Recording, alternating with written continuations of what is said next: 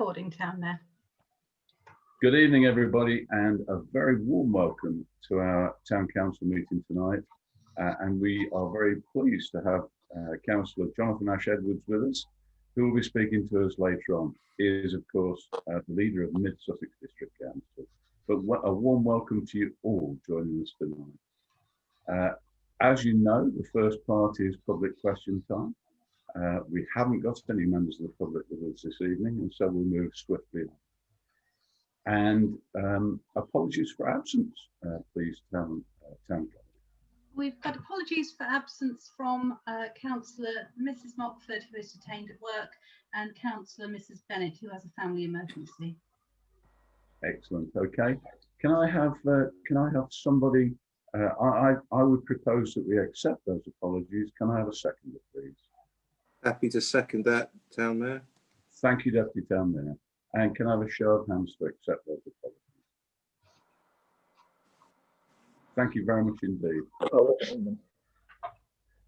And I'd like to propose to confirm the minutes of the Town Council meeting held on the 28th of September, which was last Monday. This is for accuracy. I would like to propose the minutes and ask for a second, please. I'm happy to second that, Town Mayor. Thank you very much, Deputy Town Mayor. And can I have a show of hands to accept those minutes? Thank you very much indeed, everybody.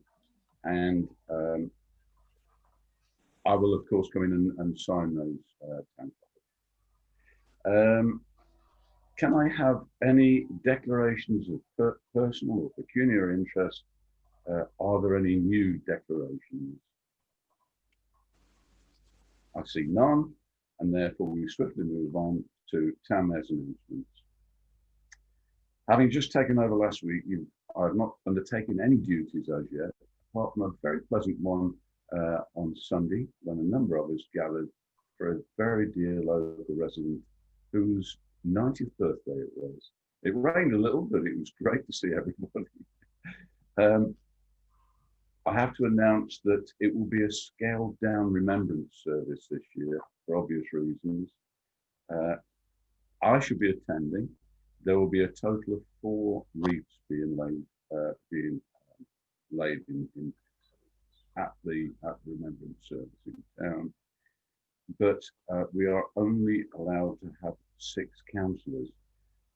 So I would really like, and the town clerk would really like, for other councillors to pitch up to help with the road closure, which will only take place, unfortunately, this year. From the bottom of our hearts, I really wish we could go ahead with this remembrance service, but we can't. But we would like to close the road during the time of the 2-minute silence. So if you could actually come along to support that, then please let the town clerk know. And if you would like to attend the service, one of our 6, the leader of the town council, of course, Councillor Sweatman and I will be there, and of course the deputy mayor, I'm assuming, but that allows for 3 more people to attend.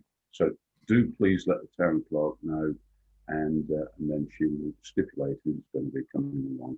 But do offer to come and help the road closures. That would be very appreciated.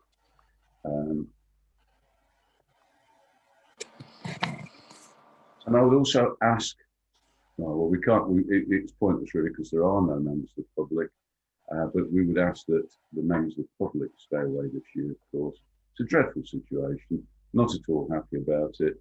But of course, with this dreadful virus, it could only be a problem for us. So we are going to ask the public to stay away, unfortunately, and watch the whole thing as it's being recorded for us. I would like to offer our town clerk leader, town council leader. Sorry, I'm tripping over my words. Councillor Dick Sweatman, to receive any communications as the leader of the council may desire to lay before the council. Councillor Sweatman, is there anything you wish to lay before the council? Thank you, Town Mayor. Yeah, there's not an awful lot to say, but one of the things which I did mention at Minister and Tourism the other night, reference mayor making, I'd just like to congratulate yourself, Town Mayor, Thank on you. your inauguration as Town Mayor, and of course, Councillor Peacock as the Deputy. And I'm sure you'll have a good year. Hopefully this COVID will go away soon. And I'd like to thank Councillor Danny Favour for what a wonderful year as Mayor that he has done. Hear, hear, hear, hear. The reason why I mention this is that we are on full council tonight. So congratulations, and let's all stick together and have a really good year. And I'm sure you'll do a wonderful, wonderful job. One of the other things, as you know, there's been an increase in cases with the COVID. So as previously agreed, until further notice, we will not be going back to face-to-face meetings. So we will continue with the Zoom. Obviously, that is subject to government guidelines. But as Boris said on Andrew Marr on Sunday, it's going to be a bit of a bumpy ride. So who knows? We're in the hands of the pandemic, I'm afraid. Also, I believe the town clerk sent out the last year's budget book for everyone to go through and have a look. Please have a read of that, because we're very soon starting this year's budget process. And I will be coming back to you after consultation with the town clerk and the RFO, my deputy, to bring back to group as to our requirements for the following budget year. Sorry, can I just interrupt at that point? The budget book at this point has gone out to the chairman of the committee, plus the leader and obviously the chairman of the council. And they have the chairman have been encouraged to please liaise with their committee members, but it hasn't as yet been sent to everybody from me. So at this point, it's just gone out to the chairman. Oh, sorry about that, town clerk, but they should have last year's budget book anyway. So please have a read through. That's about it, I'm afraid, at the moment. As I say, there's very little going on, but I'm sure there's something to come up. So thank you, Town Mayor. Thank you very much, Town Leader. The next item on the agenda is item 7, to dispose of any business outstanding from the last meeting. There is, of course, none. And I would like to extend at this point, under item 8, our welcome again to Councillor Jonathan Ash-Edwards from Mid-Sussex Down, the leader of Mid-Sussex District Council, who's taken some time to come along and speak to us tonight. And I would hand over to him now to let us know what he wants. Thank you very much indeed. Thank you, Mr. Mayor, and congratulations again on your election. And I'm sure you'll have a very different year to what you would normally be expecting, but I'm sure you'll do a fantastic job for the town. Nonetheless, evening councillors and town clerk, thank you for inviting me just to say a few words and give an update. I've got a few things that I'll run through and some updates to share with you, but more than happy to take any questions or pick up any points that you particularly want to. Very much in your hands from that perspective. So I couldn't really start without the dreaded COVID words. And firstly, I want to just thank the Town Council on behalf of the District Council for all of the work that you did right at the heart of the pandemic, the height of the pandemic, with the community support work that you did. I had so many complimentary comments from the community about the work that the Town Council had done in East Grinstead. I know that you had a really big impact, so a huge thank you, and it was a huge support and comfort actually to other parts of local government, knowing that work was being done in East Grinstead, and so allowing resources to be allocated accordingly. So thank you for all the work that you did. It had a huge impact. I mean, it goes without saying that COVID has had a massive impact on the District Council these last few months. We agreed, as some district councillors here will know, we agreed a budget and corporate plan for the year right at the end of February. And of course, everything changed almost immediately after. The impact in this financial year, very, very significant. After the government funding that we've had to support us we're running a deficit of over £2 million this year. That's after quite a bit of government support. That is as a consequence of increased service pressures in some areas and reduced income, as most organisations have seen, linked to where the economy is.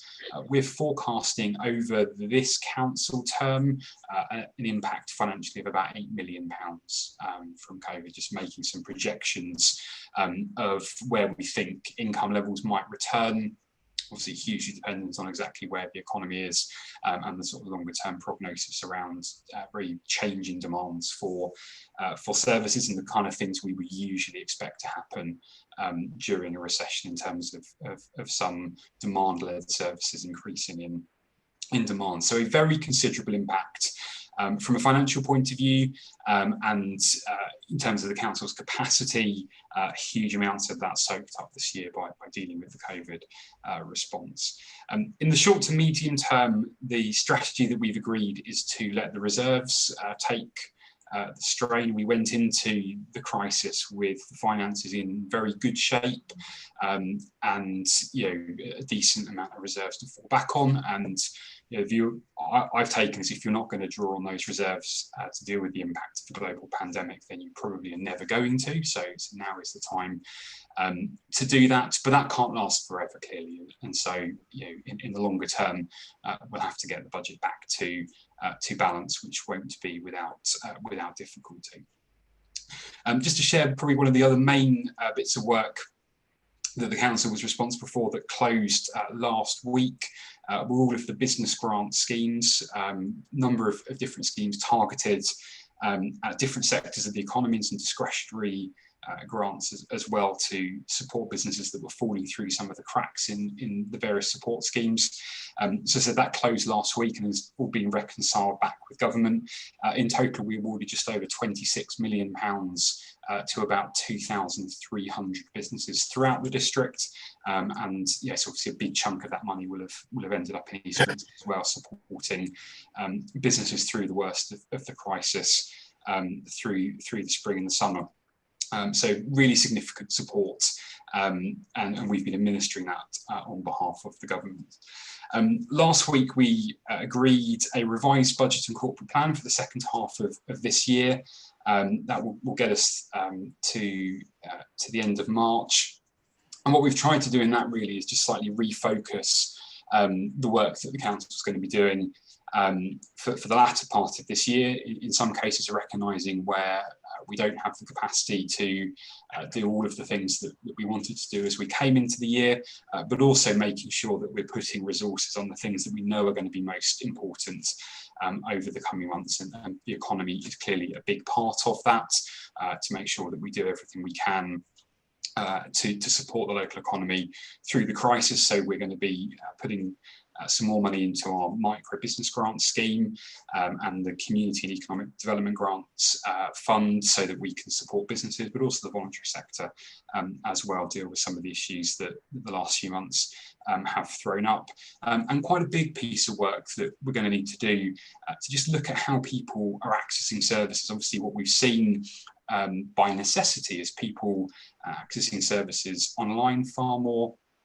Council's reception has been closed since March, and clearly there are some opportunities actually for that in terms of how services are accessed and how we can support different types of residents. And so we want to make sure that we are taking the most opportunity out of that in terms of service provision.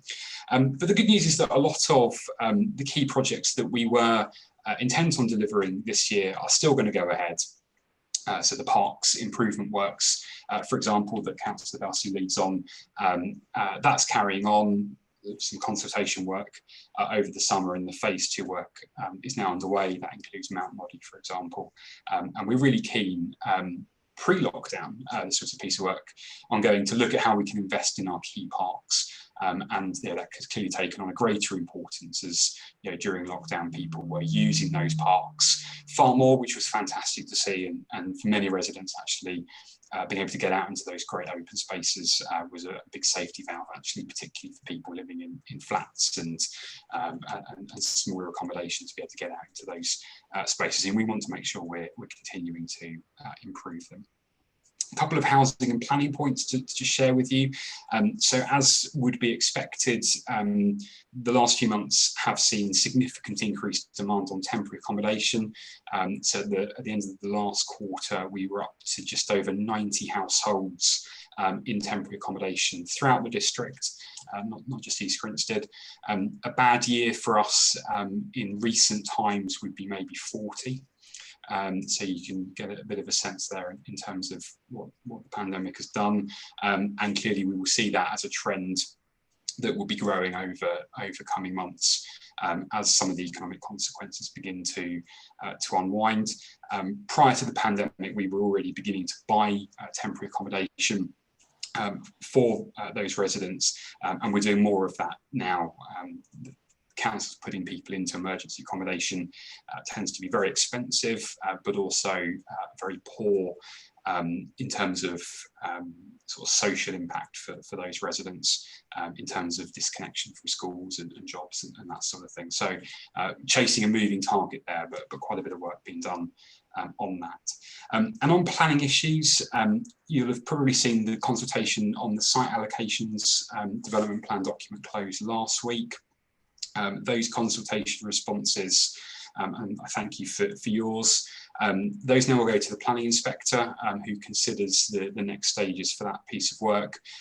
Likely that there'll be a public inquiry on that some point early-ish next year. Some of those timescales have been a bit hit by the backlog from earlier in the year when the planning inspector had down tools a little bit, but we'd expect that to happen sort of first-ish half of next year.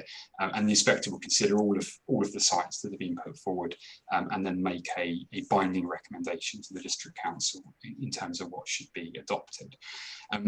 More recently than that piece of work, the government, you'll have seen, I'm sure, has started consulting on a new planning white paper that contains quite considerable changes to the planning system, and also a new methodology for calculating housing numbers. The latter of those probably very significant impacts. So at the moment, the local plan target has an annualised has a stepped figure, but if you annualise that across the plan period, about 950 odd houses per year, the district's required to provide in the current district plan. The new methodology the government is consulting on would increase that to about 1,300 a year, so not inconsiderable uplift there. So we have submitted a consultation response to that, objecting to that proposed methodology and some other changes that the government is proposing that would make affordable housing delivery a bit harder as well. So that's gone in, and I'm engaging very actively with the local MPs on that, who I know have concerns about the impact of that as well. But that's one to watch, I think, in terms of some of the broader issues that the planning system creates for local communities. Mr. Mayor, that's all I had on my list as an update, but more than happy to take any questions, if that's right, and thank you for inviting me. That is very kind. Thank you very much indeed for a very comprehensive covering of many items there, Councillor Edwards. So far I have two people who would like to ask a question. I would ask you please, if you could keep it fairly succinct, to give as many other people as they want to speak to be able to do so. And as always, there is no automatic right to come back, but I will, given time, give people the chance to come back if indeed it's possible. First person on the list is Councillor Edwards, please. Sorry, Councillor Ed Matthews, please. That's all right, thousands of others have said exactly the same thing. Hi, Jonathan. It's really good to see you, and thank you for coming. As you know, I was on the district council for 24 years, and my main contribution was on planning issues. I fully supported the redevelopment of Burgess Hill, and Haywards Heath is progressing well too. Sadly, the feedback I get from district council is that East Grinstead Town Council is anti-housing development. Can I assure you that we are not? What we are against is housing development without the infrastructure to go with it. We have taken over 1,000 homes over the past years and very little infrastructure improvements to go with them. Can you, the leader of Mid Sussex District Council, make every effort to support our economic development plan, which is approaching the final draft? You will no doubt remember that you have already seen a version of an earlier copy, which we presented to you a couple of months ago, and it received what I perceived to be a negative response from officers and cabinet members who were at the meeting. It was very sad. Thanks for that. Councillor Ash-Edwards. Thank you, Mick. Thank you, Councillor Matthews, for that question. So I agree with you on the points around infrastructure, and yeah, you were really integral to the work that we've done through the district plan on trying to create that greater linkage between infrastructure investment and development, because I think the point you make is absolutely right, and I think it's one that our communities share really, in terms of, you know, what's the impact of development rather than sort of being concerned about development per se.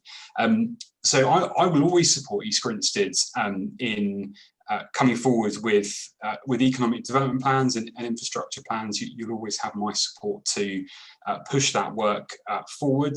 And what we're very keen to do is to support town and parish councils where there is local consensus about future growth and future development. We're very keen to pick that up and run with that with you. And so I'm sorry if that's come across in those conversations in a negative way, because, you know, we're always keen to provide that support. It's really important to us that we're able to support town and parish aspirations. I think in terms of sort of next steps, really, we'll be required, subject to the outcome of the planning white paper that the government's consulting on at the moment, we will at some point fairly imminently be required to start the local plan review, district plan review. And so there is, I think, a good opportunity in that to look at the infrastructure and future development of all of the districts, and all of the districts, including East Grinstead, uppermost in your minds. And so I'd like to hope we can work closely together on that, because, you know, there'll clearly be sites coming forward throughout the district, and we'll need to look at all of those in the round and understand where the opportunities are and what the concerns might be and what the infrastructure needs will be. So you've got my commitment to work with you on that, absolutely. Okay, thank you. Thank you very much indeed, Councillor Ash-Edwards. I've got one other person who wants to speak, but before that, I will, Councillor Matthews, allow you to come back if you'd like to come back. Are you happy with that answer? Yes, I am reasonably happy. I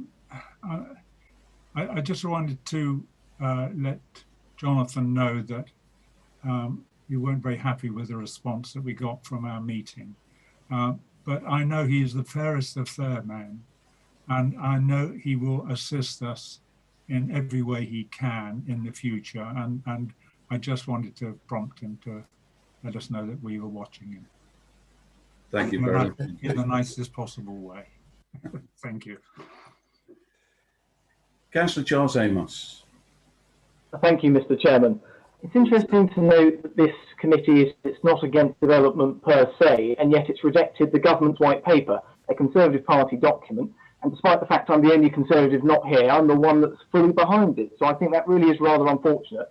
I would encourage everybody to read through that white paper. It is a fantastic paper, and I cannot sing its praises highly enough. But anyway, on to my question.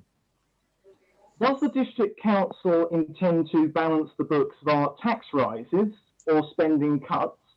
And if it does intend to balance the books via spending cuts, would it consider perhaps axing the Parks programme, for example, which doesn't seem to be an essential service, even by the rather broad terms that modern politicians tend to put on that term? Thank you very much indeed for your question, Councillor Amos. Councillor Jonathan Ash-Edwards. Thank you, Mr. Mayor. So we haven't made a decision about the long-term balancing of the books. We are, as I said, currently in the situation of using the reserves to support that deficit that COVID has created. So we'll make decisions in due course about the longer term trajectory. I think it is likely to be a mixture of both, in truth, given the scale of the challenge that we're dealing with, which is no different to any other district council. The figures we're talking about are extraordinary and without historic precedent, but they are not uncommon in terms of what councils our size are currently dealing with. But I disagree on the parks programme. I think that it is actually really important that we make sure that our parks are as great as they can be and supporting local communities. I think we saw during the height of lockdown through April, parks played a really important role in people's well-being and a release valve almost when people were being told to stay at home, where people could actually get out into the parks with some fresh air, some exercise, meet people socially distanced. And we saw a great increase in use of parks. And I think that's a great thing. We've got some brilliant green lungs in our district. And I think it is our role actually as a council to make sure that they are kept in good condition for people, and that we continue to make sure that they meet the needs of communities over time. So I think it's important that we press on with that work actually.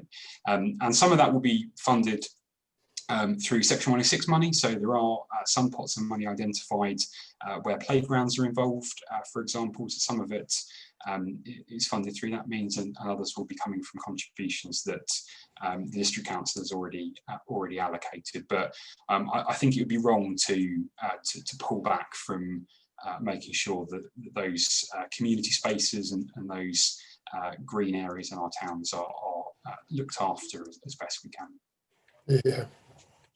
Thank you very much indeed, Councillor Ash Edwards. I have one other councillor who would like to speak. Let's face it, this is a councillor visitor.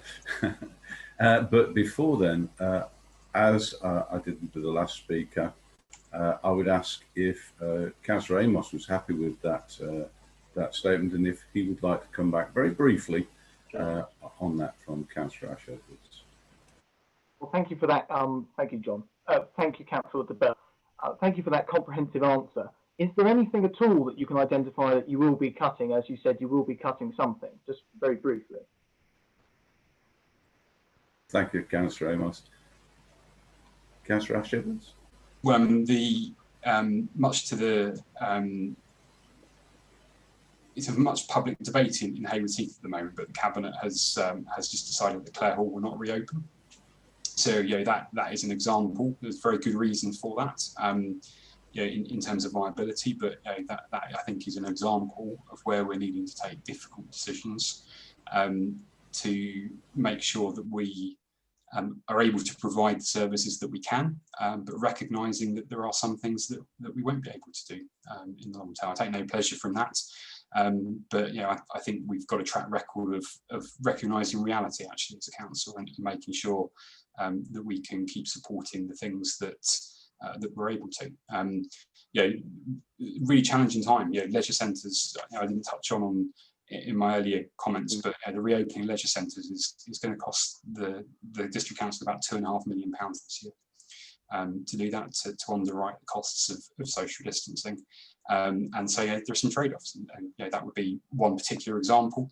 And there'll be others. We haven't got onto those decisions. We'll start to do that as we look at the budget for next year. But there will be some challenging things. All levels of government are going to have to start balancing the books at some point. It's right that we've provided the support we have at all levels of government to communities and the economy, but the money runs out eventually, so the books will have to be balanced over the medium term. Thank you very much indeed, Councillor Ash Edwards. Now I have two people who would like to speak. First of all, I'm going to go to Councillor Visser, and then afterwards I'm going to go to Councillor Mrs. Margaret Kelsey. Councillor Visser. Thank you very much, Town Mayor. Thank you for letting me speak, and thank you, Councillor Ash Edwards, for a very good, very interesting report. just want to say thank you for your feedback, re the planning white paper. My role within the council, that is something of great concern to us as a council, and how planning will change going forward. And I was very pleased to see your very robust response to that you submitted. And as a town council, I'm very happy to work much closer with you on that response, so that we can have a strong unified face going forward, so we don't end up with more problems further down the line. So thank you for your reassurance there. And very quickly, although Councillor Amos there made quite a bold statement about cuts to parks, I think we can safely say as a group within this council that is not the general consensus or feeling here, that we very much support our parks and green spaces in the town, especially for the help they provide to the mental health of all ages in these very difficult times. So I don't think that's something that we would, as a group, encourage you to pursue. Thank you. Thank you, Councillor Vizard. Would you like to come back on that, Councillor Ash-Edwards? No, understood.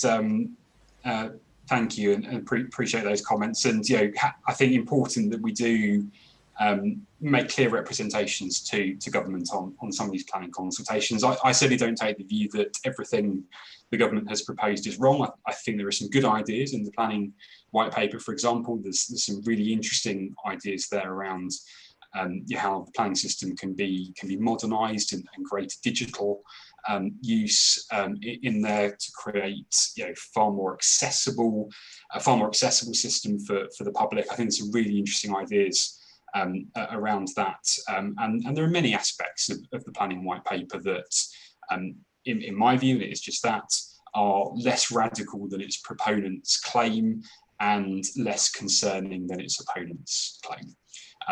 But I think there are some areas that do cut across the positions we've always tried to maintain as a district, and trying to strike that balance between recognising that Mid Sussex is an area that people want to come and live in, but also balancing that against the fact that the reason why people want to live here is because we do have green spaces and we do have good services and facilities, and those need to be maintained and balanced as well. So happy to continue sharing those and working on that. And I think it is important that there's some consistent messages back to government on that. And certainly the engagement I've had with other council leaders, with ministers, it has been reassuring actually, in terms of ministers' openness to hearing that feedback and taking it on board. So we'll have to see what comes out of the consultation process. But thank you. Thank you, Councillor Ash-Edwards. Now I have two people that'd like to come forward. I have Councillor Mrs. Margaret Belsey, who can go first, and I've seen Councillor Rex Whitaker say you'll be following Councillor Mrs. Belsey. Councillor Mrs. Belsey. Thank you, Jonathan. Just taking advantage of the fact you're here, I just wondered if I could get an answer to a question that unfortunately Councillor McNaughton was unable to give me. As a trustee of Age UK, I've been asked on many occasions what the future of Swanmead is. It's a building in the centre of our town, which has stood empty for a considerable time, well over a year. And I've been asked over and over again, is this going to be for housing, for affordable housing, homelessness? Have we any firm picture that I could pass on the message regarding the future of Swanmead? Thank you, Councillor Mrs. Belsey. Councillor Ash-Edwards. Thank you, Councillor Belsey. I mean, the straight answer is that no decision has been made. So the council has been working through a sort of first phase of sites that are surplus to requirements to look at those, and sort of phase 2 of that, which would pick up other surplus to requirement sites, potentially including Swanmead, was a piece of work that was going to be done this year, and it's sort of slightly been delayed as a result of COVID. So no decisions made. Certainly, be interested in any feedback and thoughts around ideas for the future of that site. But happy to pick that up with the relevant portfolio holders as well, and see if we can bring some ideas forward. But no hidden plan anywhere, ready to be on anyone. Thank you, Jonathan. Thank you very much indeed to you both. I have two people now. I have, first of all, Councillor Whitaker. Thank you, Town Mayor, and thank you, Jonathan, for participating this evening. Really great presentation, and for talking so candidly and frankly, if I may say. So thank you for that. Just building on your comments, twice you've made them, interestingly, about the parks and the green infrastructure and the use of them. You'll be aware through that in East Grinstead we have the Sports Council, Sports Development Group, which has been very active for over sort of 12 years now. Strong lobby. Over 30 of our local sports clubs meet every 3 months, and Mid Sussex District Council are represented at officer level there through advice and grant applications. The District Council, we know, has got the sports pitch strategy going through. It's been through scrutiny. Hopefully, it will come before full council. But that provides future opportunities for our sports clubs to invest in their own facilities in partnership, almost in a JV partnership with the District Council for facilities in the future, and particularly with the conclusion next year or within a few years of the site allocation DPD process. So just wondered if you could comment on if this is likely to be go through the District Council for adoption, and whether East Grinstead might be able to take advantage of this this future opportunity. Thank you. Thank you, Councillor Whitaker. Councillor Ash Edwards. Yes, Councillor Whitaker, I think absolutely so. So the playing pitch strategy really fills a bit of a gap in some of the planning policy evidence base and some of the sports evidence base that we hold, and really gives a sort of a roadmap of future options for improving playing pitches based on an understanding kind of where we are now, and really what that gives us is a foundation to be able to, in a more strategic way, I think, get Section 106 money from developers, look at where grant funding can be applied for, and begin to understand perhaps different priorities and aspirations around the district. So I think it'll help us, and I think we've got a good track record of working with sports groups and local organisations, and I think particularly in East Grinstead actually, in terms of making sure we get grant funding into those sports clubs and local bodies, and leveraging the money we can to support that, and the playing pitch strategy work will help us do that, and will help us ensure that we can get money from developers, and make sure that we can work with the clubs and the groups to apply that locally where we know the pitches need to be improved or expanded, or where we know there's unmet need. So it's not a document that will be a panacea, or it won't be a magic wand, but it will give us a much better ability to get the investment where we know it's needed, and be able to focus on those priorities. Thank you very much indeed, Councillor Ash Edwards. I have Councillor Odey. Thanks, Tamer. Hi, Jonathan. Thanks very much for coming this evening. Everyone's going to roll their eyes when I say this, but I'm really passionate about active travel. And I've been dealing with Emma Sheridan, the officer at Hayward Heath, with regards to the LC Whip process. You're probably not aware that we were quite far advanced in our own LC Whip, but now funding was made available with Mid Sussex. So we've sort of joined forces, really. I really wanted to sort of hear from you really as to how far active travel is up on the agenda at MSDC at the moment. Thank you, Councillor Odey. Councillor Ash Edwards. Thanks, Councillor Odey. I think it is something that's got a much more heightened priority. And I think, again, a sort of lockdown lesson has been around people's appetite for walking and cycling, and thinking much more locally in terms of their travel.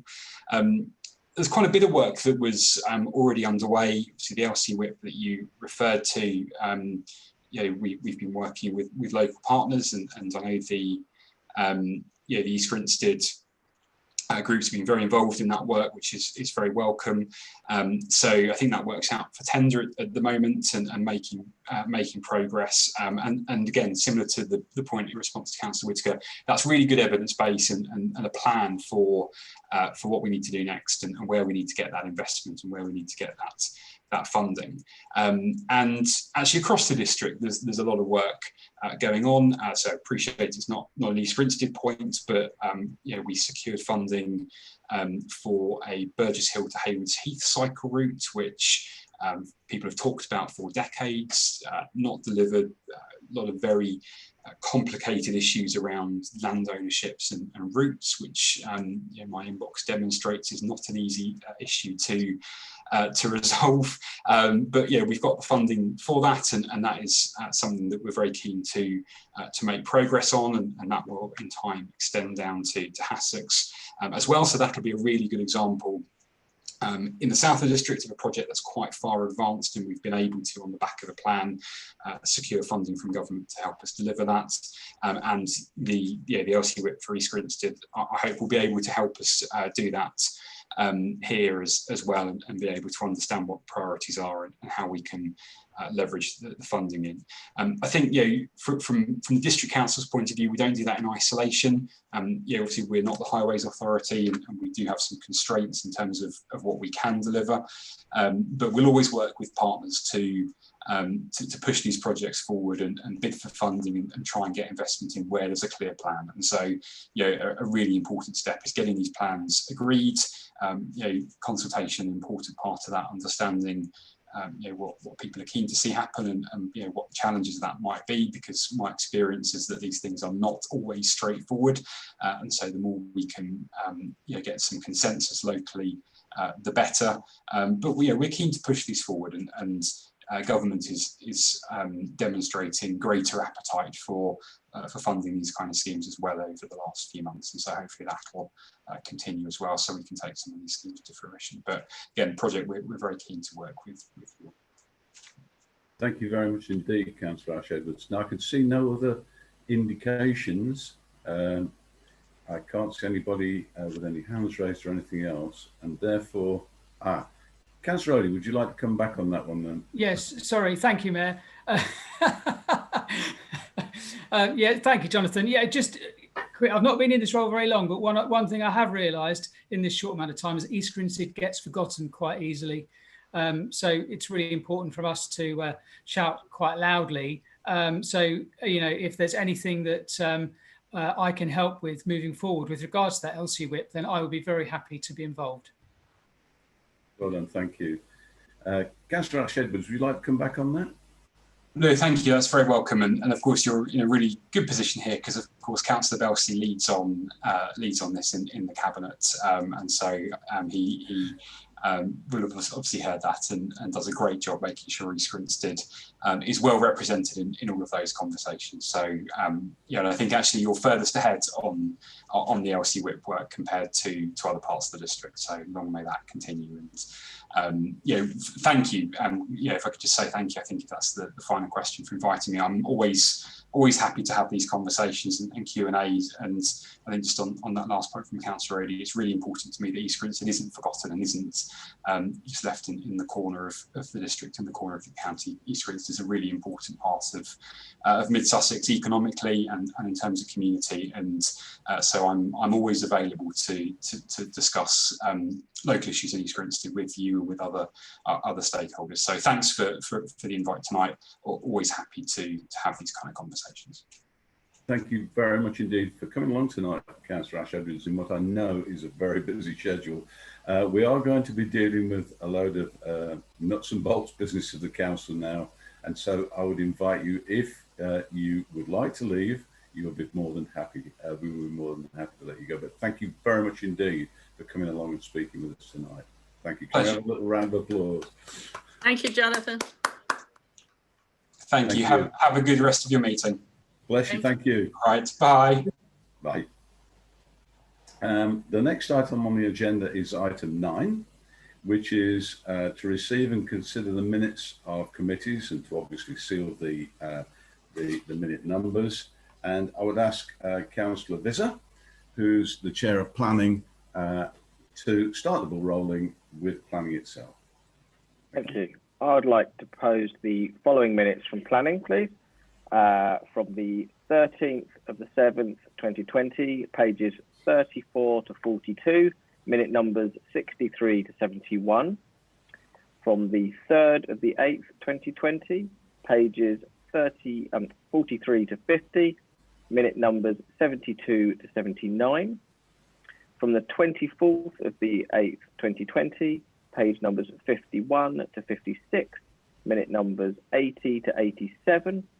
And from the 14th of the 9th, 2020, page numbers 61 to 70, minute numbers 98 to 105, please.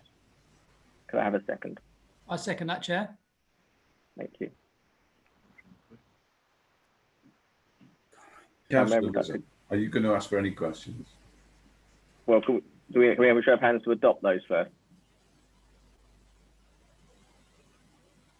I think that the questions come first, Councillor.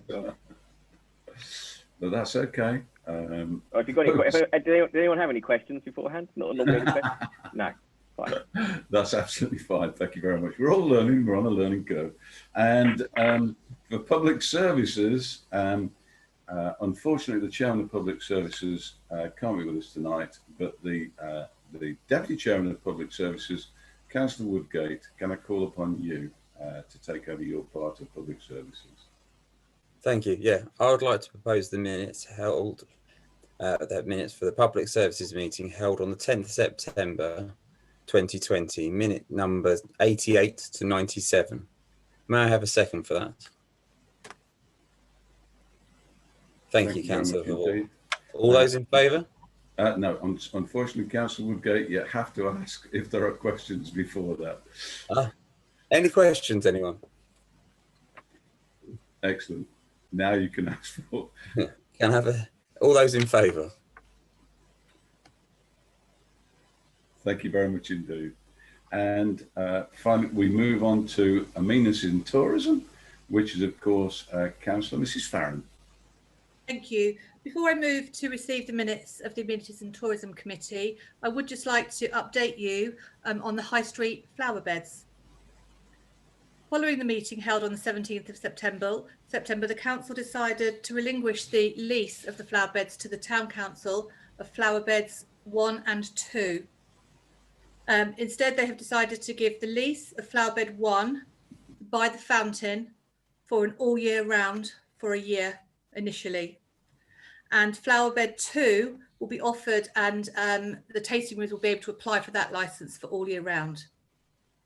We will retain back Flower Beds 3, 4 and 5 and will continue to plant and maintain those. That is the town twinning and each side of the War Memorial. The Town Clerk has reminded the County Council that we've had trees planted in those beds that will need to be maintained by them. And we also still have 2 years on our Christmas lights around one of the trees, if not both of the trees. Please correct me. And so I'd like you to all note that update. Noted. Are there any questions? Councillor Mrs. Farron, you have to propose the minutes. Sorry. That's quite all right. That's quite all right. I would now like to move to receive the minutes of Amenities and Tourism on the 17th of September 2020, pages 71 to 75, numbers 106 to 120. Please may I have a second? I'd like to second those, Town Mayor. Thank you, Deputy Town Mayor. Now I can put it in the right place. Are there any questions? Well done. I see none. Councillor Amos. Oh, sorry. Thank you, Mr. Chairman. Could I just inquire as to how that change with the flower beds came about? Could you clarify it for me, please? Town Clerk, are you happy for me to take that, or would you like to take that one? Happy for you to take it, Chair. If you need me to help, happy to. Thank you, thank you. So Councillor Jackie Russell met with Richard Speller who then met on the high street with the owners of the businesses. And through that discussion, that is when the changes were made. I can just clarify, just in case anyone is the slightest bit confused, that's not a change to the decision that was made by our committee. It's a change that's come about because the county council have changed their licence. They took licence back from us. Yeah. So it was always the trump card and something that they could do, and they have. Thank you. I'm assuming you're going to ask for a show of hands on that one, I am. That we could move forward to accept those minutes. Can I have a show of hands, please? Thank you very much. And on behalf of on finance and general purposes, of course, we move to our chairman and leader, Councillor Dick Swetton. Thank you, Town Mayor. I'd like to propose to accept the minutes on the 24th of the 9th, 2020, page numbers 76 to 80, and minute number 121 to 139. May I have a seconder, please? I'd like to second that, Town Mayor. Thank you, Deputy Town Mayor. Are there any questions? I have none, Town Mayor. No, I see none. Can we go to a vote on that? All in favour? Thank you very much indeed. Thank you, Town Leader. I now need to move to authorise the sealing of the following documents. Grant of exclusive right of burial numbers 2202, 2203, 2204, 2205, 2206, 2207 and 2208. Can I have a seconder, please? I'd like to second that, Town Mayor. Thank you very much, Town Mayor. Can I have a show of hands to seal those? Thank you very much indeed. I will, of course, come into the office, Town Clerk, to sign those up. With Sarah, I believe. Yes. Moving on to item 11, COVID update, return to business. You'll all have received this document concerning a back to work plan.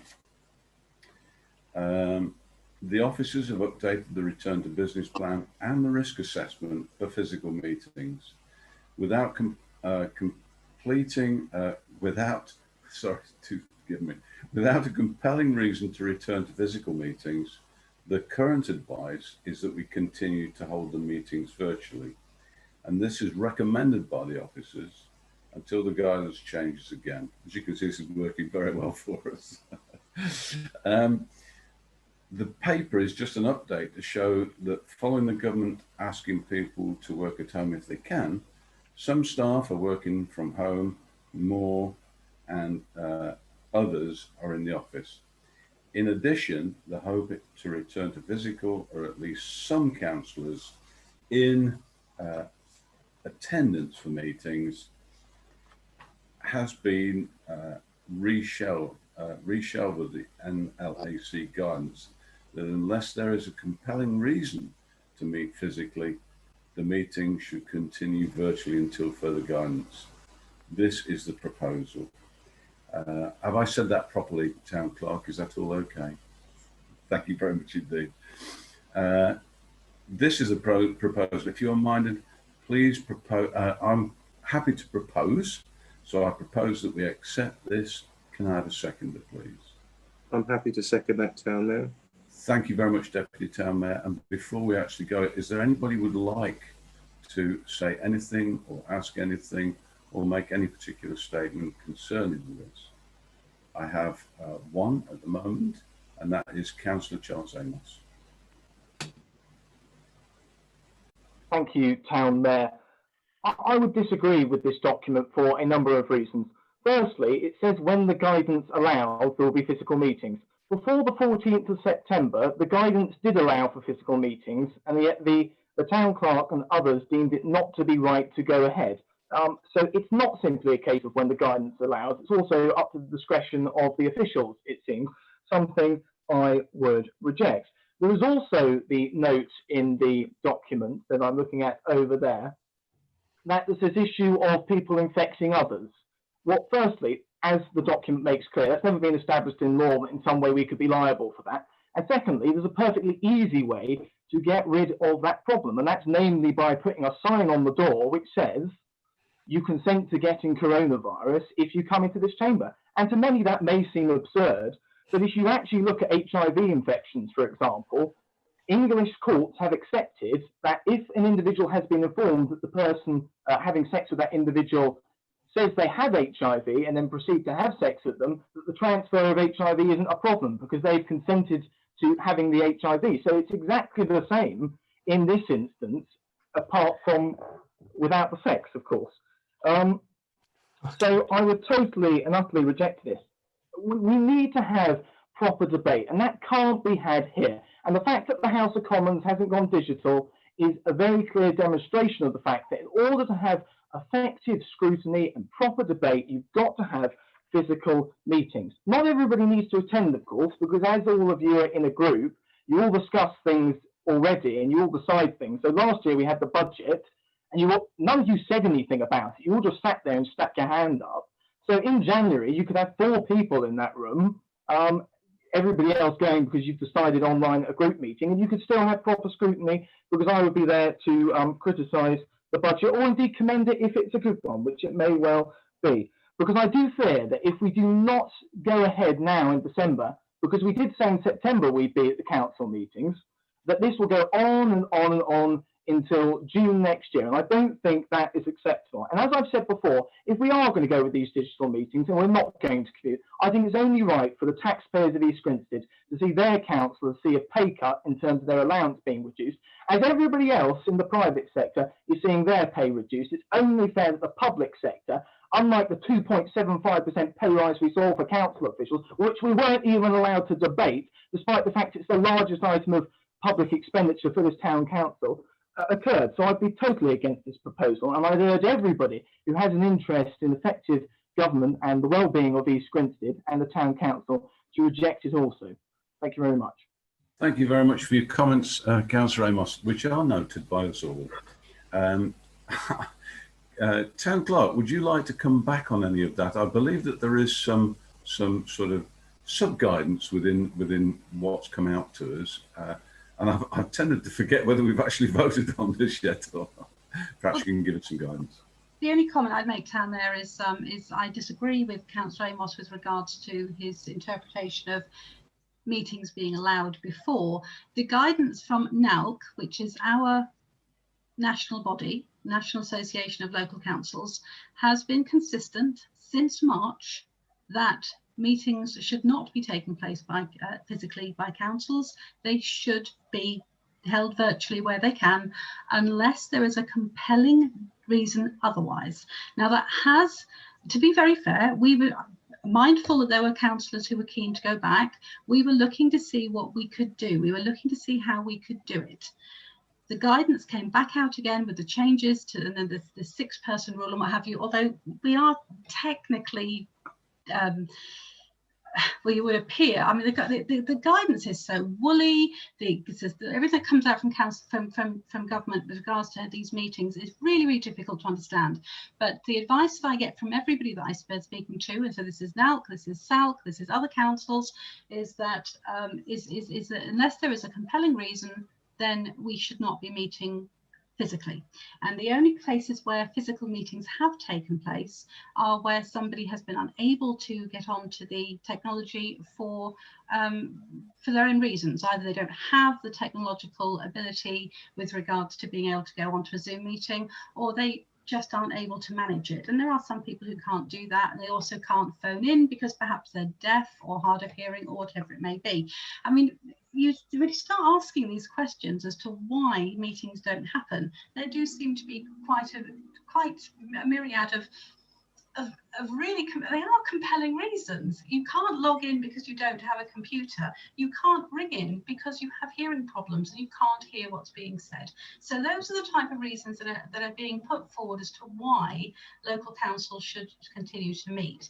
The other options, of course, are where we have smaller committees. We looked into it. We tried very hard to see how we could do it.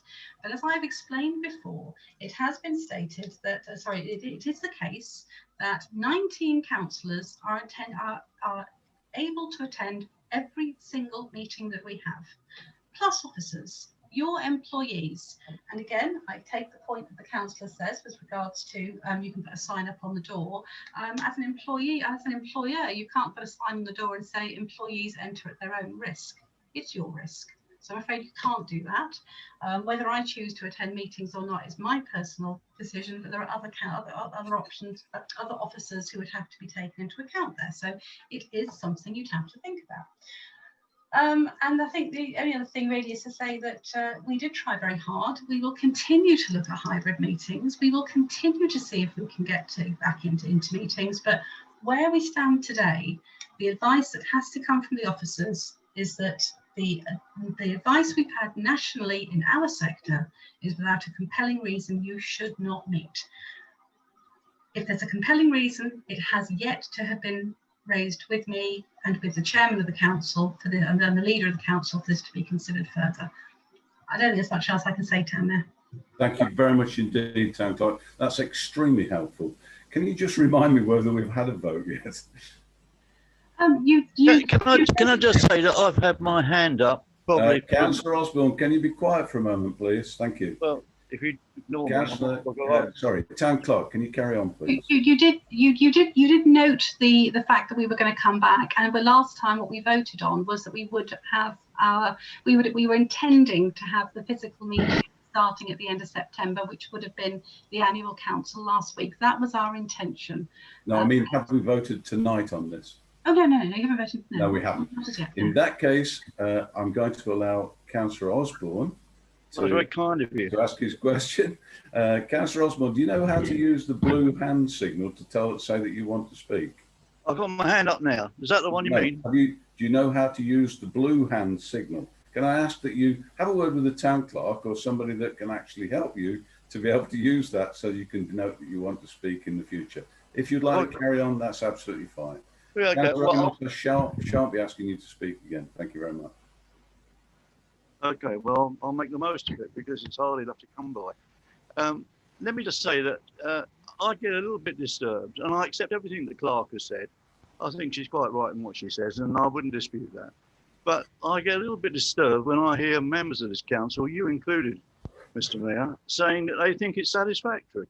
I would say that this virus is a real danger to democracy because you do not have proper democratic debates. There's a lot of people who can't take part in it, and I think, and of course, you get delegated powers. It's a really half-cocked democracy as far as I'm concerned, and I still believe we should go back to proper debates, proper meetings where the public are present, personalities can get involved.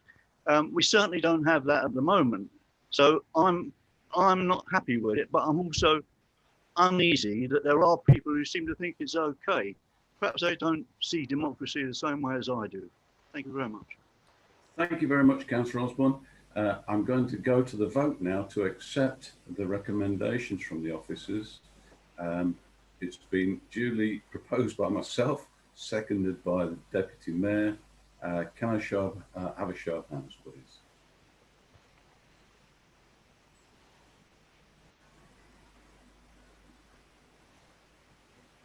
Thank you very much indeed for that. I do believe you've counted. That was carried. That was carried, Chairman. Thank you very much indeed. Can I just apologise if, as the newbie, I've made any mistakes tonight. I really have tried to make sure that everybody got the opportunity to speak when necessary. And I think we've had a really good meeting. The next town council meeting will be Monday, the 4th of January, unfortunately. Having said that, thank you. I think it's been a really good meeting tonight. Thanks to everybody that managed to come. And I close this meeting at 8:04, Town Clerk. Thank you very much for coming. Thank you, Town Mayor. Thank you.